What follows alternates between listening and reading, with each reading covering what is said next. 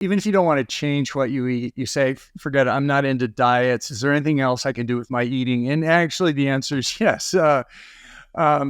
Just by changing when you eat, you can improve your metabolic state and turn down mTOR and do different things like that. And that is to eliminate snacking. I mean, my mom was a dietitian, so I was raised on the misguided idea that, you eat many small meals throughout the day and all that. So instead, what I recommend is, start off when you get done with dinner. What I did, I brushed my teeth immediately because I'm basically lazy. And I knew if I snacked again, I'd have to brush my teeth again. So I just do it that way.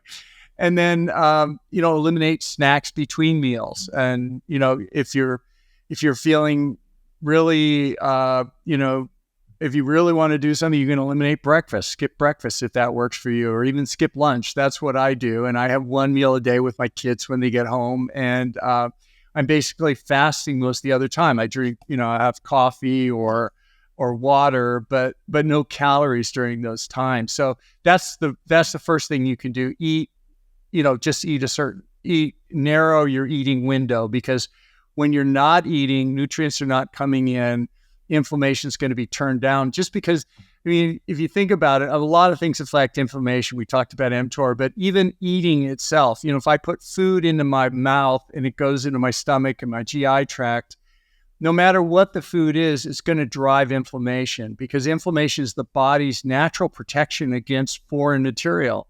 And food is foreign material going in. So every time I eat, I'm turning on inflammation. If I eat all the time or all the time I'm awake, inflammation will be turned on all the time. So even narrowing the eating window is a way of turning down inflammation. And depending on how long that window is, you may even get into ketosis and a favorable metabolic state there. So that's the first thing. Second thing you could do without changing what you eat that's going to help your nutrition, that helped me, was to think about macronutrients.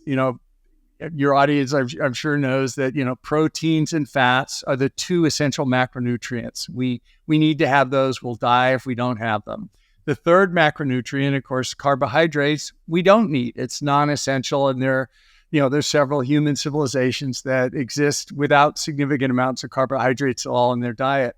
And as it turns out, carbohydrates are the things that drive insulin more than the others. They turn on mTOR more than the others. And even if you want evidence of how potentially problematic carbohydrates can be in our diet, that drug acarbose that I mentioned, that potentiates the effect of rapamycin in the longevity ITP program.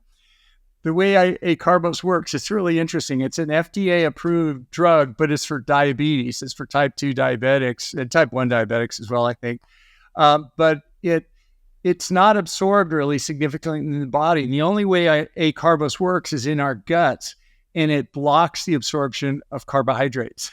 So it slows carbohydrate absorption. And at least in the animal model, taking acarbose, slowing carbohydrate absorption, produces a longevity benefit. So you can do the same thing or get a similar effect. In other words, slow carbohydrate absorption. If you think of carbs as the enemy, or what you want to avoid, but I have a meal here in front of me with a bunch of pasta and maybe some cheese and something else, I know that rather than eating the carbohydrates first, which will, on an empty stomach, spike my glucose and have rapid absorption, I can get a similar acarbose effect by eating fat first, maybe having the cheese beforehand or the olive oil with the salad, and that will coat the lining of my gut, maybe some protein as well, and save the carbs for the end.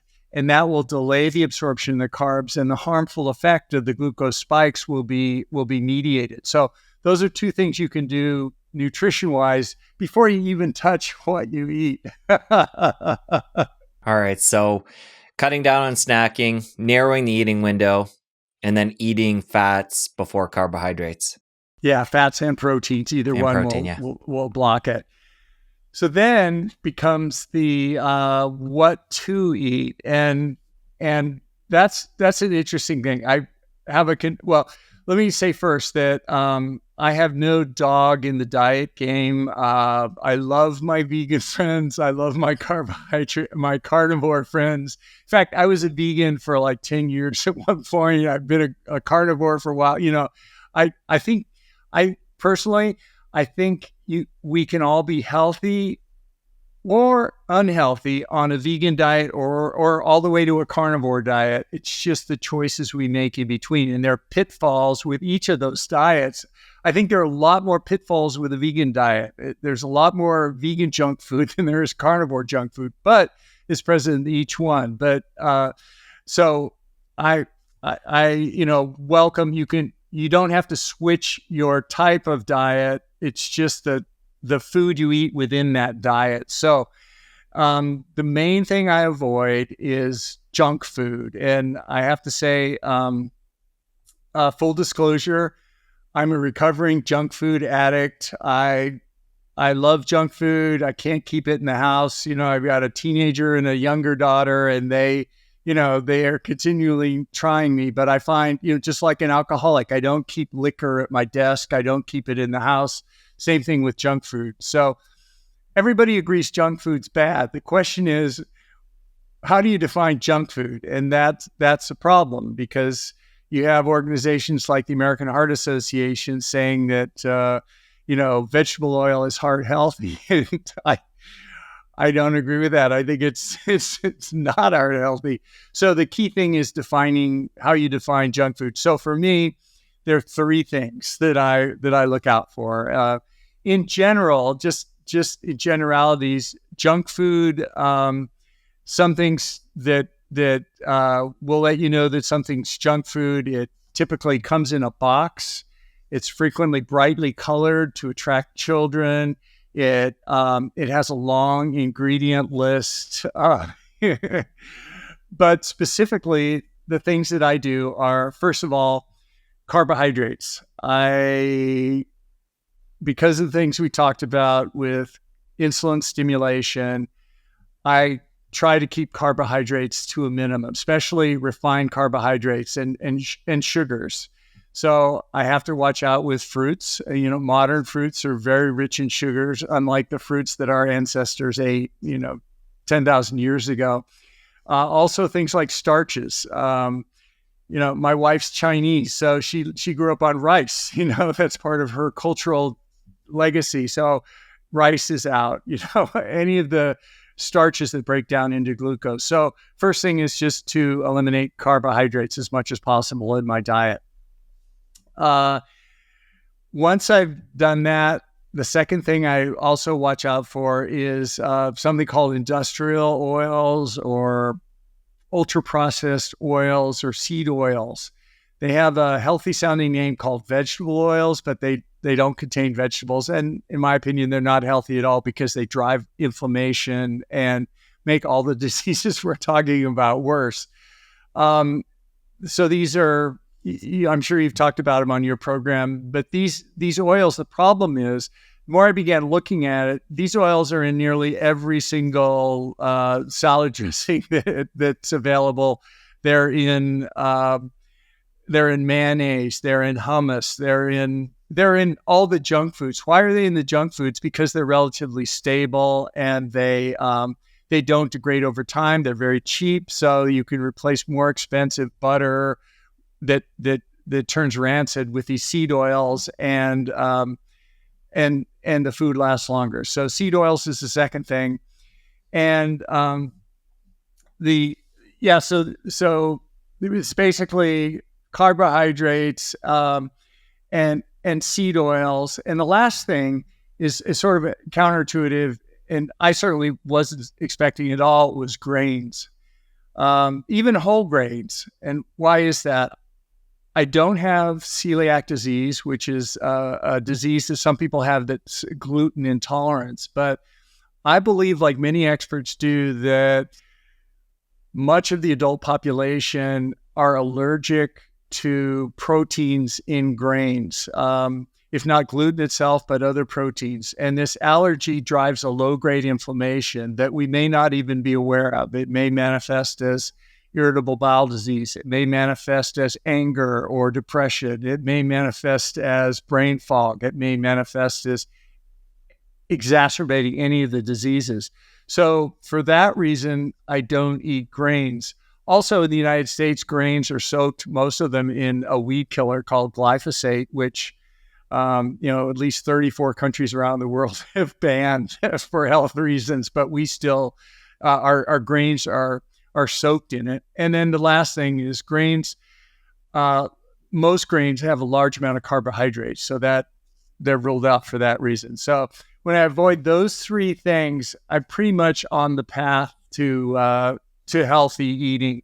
And it helps me with my fasting, because people say, how can you go and only eat one meal a day? What kind of iron willpower do you have? Well, I don't have iron willpower, but when people go into ketosis, their appetite decreases, and it controls your appetite and allows you to go longer periods without craving food. And do you test for ketosis? Because the way you eat one meal a day, controlling carbs, I'm curious if you're going in and out of it or just staying in ketosis. Yeah, the urinary tests are not that great. You can test your blood urine for markers, but that's not good. That's not that useful for ketosis that I found.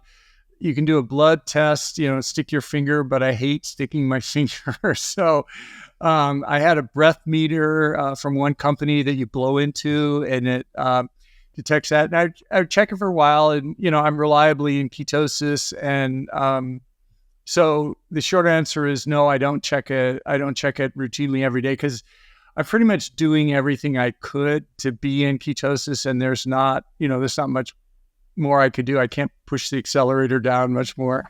But that is the goal, though, to be in ketosis 24/7. For me, it is, and it's not for everybody. Everybody has different things, but the amazing thing is we're finding that this metabolic state, which an indicator is being in some form of ketosis, is it basically reverses seizures. We know that's the oldest application for a ketogenic diet, is stopping seizures, and it's still being used today. Putting people in ketosis will reverse mental illness. Not everyone, not all mental illness, but as Chris Palmer and Georgia Eade have shown, some patients with psychiatric psychosis, manic depression, to the point where they're hospitalized on medications and they no longer have a job and they can't be with their family. When Chris Palmer put some of the patients on a ketogenic diet, many of them are now going home, and some of them off all medications. And there are now independent studies. One just came out at Stanford doing just that. So something about ketosis helping in mental health. And I asked Chris Palmer, he's a psychiatrist at Harvard Medical School, McLean Hospital, who's written a book about ketogenic diets for psychiatric conditions. I said, Chris, it's great, but how do you know it really works? Give me an anecdote. And he says, well, one of my patients, Bill, he was in the hospital with psychosis, schizophrenia. And the hallmark of schizophrenia, your patients may know, is we hear voices. Voices talk to us. A schizophrenic patient will frequently have those. So when Bill went on this diet, Chris was able to stop all his medications and literally send him home. And he's back with his family. He now has a job. And doesn't work that way with all patients, but even any patients. And there's a significant portion where it does. So Chris said, he goes, yeah, Bill knows that, he says, he knows that when he slips and has a piece of junk food and he starts going out of ketosis, he knows he's out of ketosis because suddenly the voices will start talking to him again. And as soon as he goes back into ketosis, the voices stop. So it's something about this metabolic health, which ketosis is one path to it. But for Alzheimer's disease, people drink exogenous ketones like MCT oils, or even going into ketosis can, for some patients, again, not all patients, have dramatic effects on Alzheimer's disease, which is really, untreatable. There's Heather Sanderson, you may have had on your program. She runs she's a physician, runs a group of nursing homes around the country that specialize in Alzheimer's disease. She's a protege of Dale Bredesen, who's written extensively on it. But her nursing homes are unlike any other nursing homes that I'm aware of for Alzheimer's disease, because the patients actually go there and they get better and then they go home. Most patients, sadly, my mom just died of Alzheimer's disease.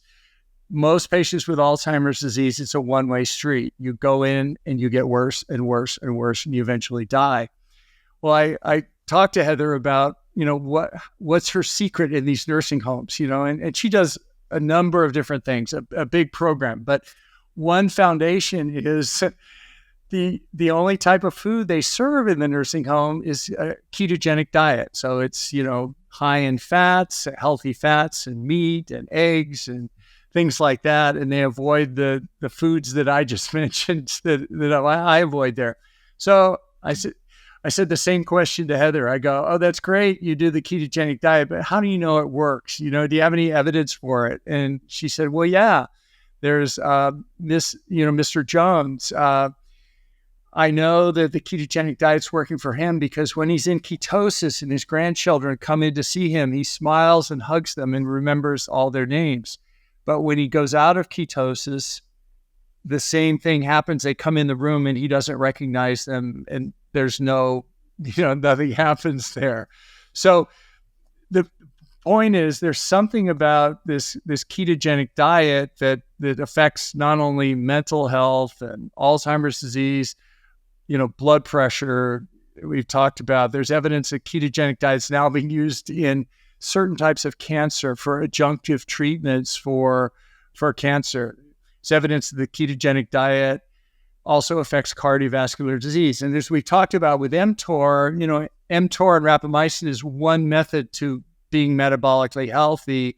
And ketosis, if a ketogenic diet's for you, it's another path to get there, or even something to do in addition to your rapamycin or whatever you're doing. So these all are working at some basic, primitive, primal mechanisms that help our health and longevity. It's just fascinating, I think. You talked about MCT oil there. Do you personally use MCT oil or exogenous ketones to bring you, I guess you're always in ketosis, but do you use them as an adjunct or do you recommend them to people? Yeah, it's a great question. There's a lot of good work being done on MCT oils.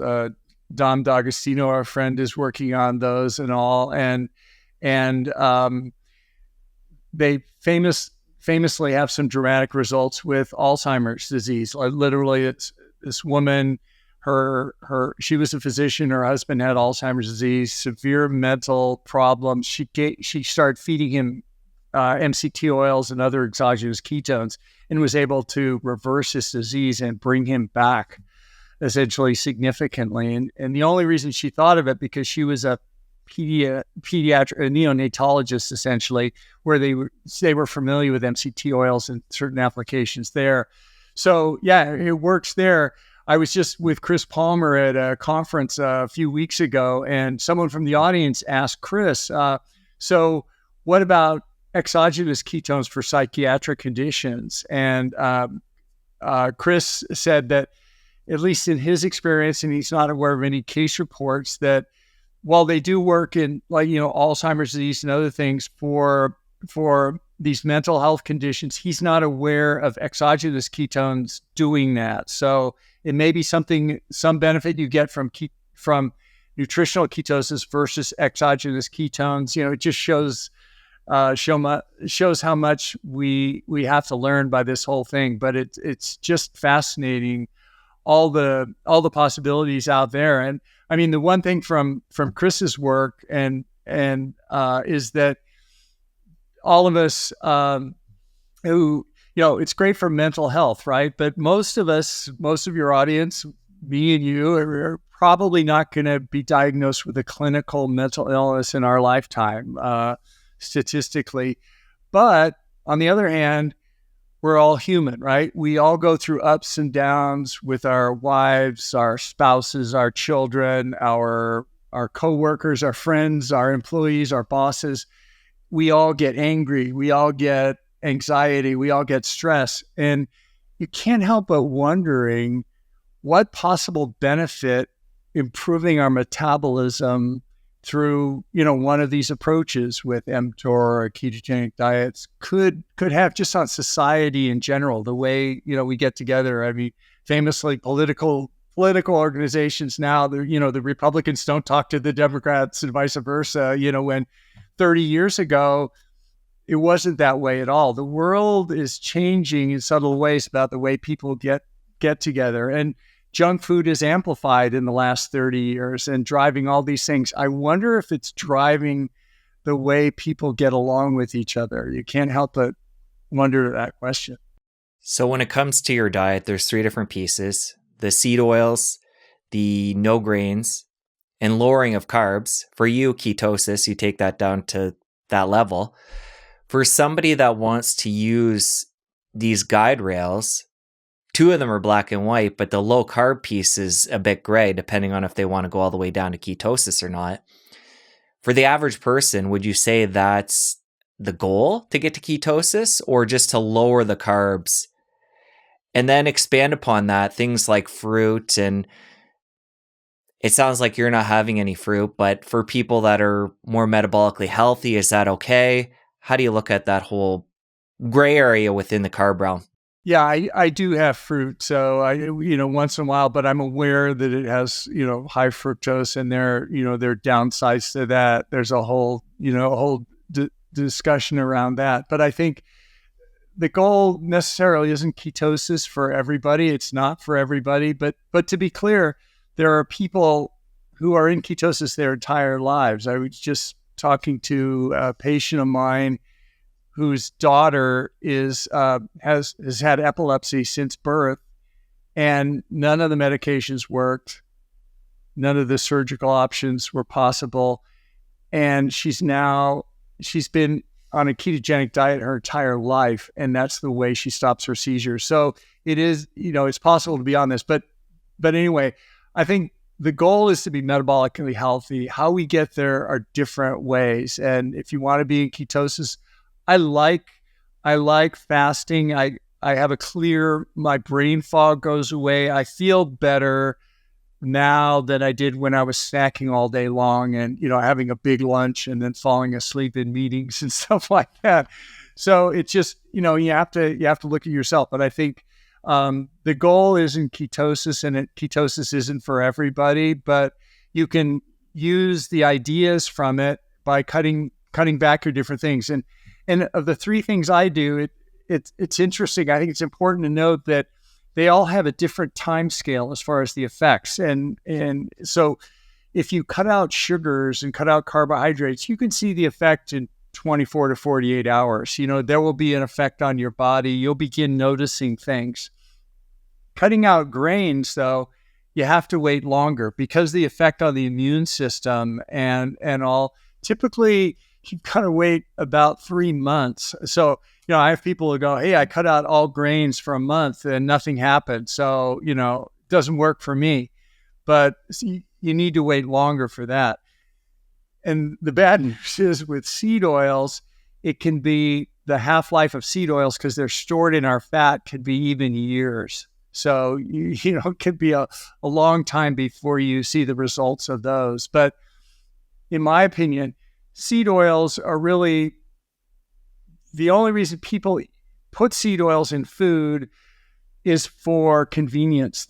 And cost in some cases, but there's no taste advantage of seed oils. Nobody says, I like canola. I want some Crisco. I want some vegetable oil. So that should be an easy substitute. If you're willing to make the effort to exclude those from your diet, you can do that.